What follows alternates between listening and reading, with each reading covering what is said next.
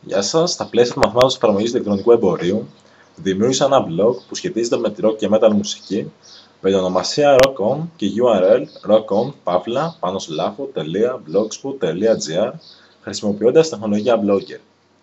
Αρχικά, ο επισκέπτης της σελίδας μπορεί εύκολα μέσα από το blog να επισκεφτεί την αντίστοιχη σελίδα μας στο Facebook και να πατήσει απευθείας στο like button εάν αυτός επιθυμεί. Στη συνέχεια, δίνει τη δυνατότητα στον επισκέπτη να επιλέξει για ποιο θέμα επιθυμεί να ενημερωθεί μέσα από τον κατάλογο ετικέτες.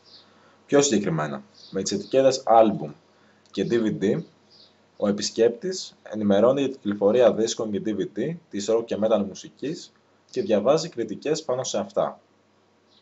Η ετικέτα Articles περιέχει άρθρα για τη σκληρή μουσική, ενώ η ετικέτα Specials περιέχει αφιερώματα σε συγκροτήματα, δίσκους κλπ. Σχετικά με την ιστορία της σκληρής μουσικής, ο επισκέπτης μπορεί να επιλέξει τις ετικέτες Best Rock Bands καθώς και Best Heavy Metal Bands προκειμένου να γνωρίσει τους κυριότερους εκπροσώπους της μουσικής αυτής. Ακόμα η ετικέτα Video Clips περιέχει τα σημαντικότερα βίντεο της μουσικής αυτής. Η ετικέτα Interviews περιέχει συνεντεύξεις μουσικών. Η ετικέτα Live περιέχει ανταποκρίσεις και ετικέτες να ενημερώνει τον επισκέπτη για μελωδίες που πιθανόν να τον ενδιαφέρουν να παρακολουθήσει.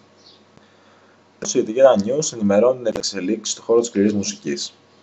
Πέρα από τις δημοσίευσεις σχολείων, για κάθε ανάρτηση περιέχεται η των συνολικών προγραμμών του blog, η εμφάνιση των δυνατών, καθώς και μετάφραση αναρτήσεων σε άλλες γλώσσες μέσω του Google Translate.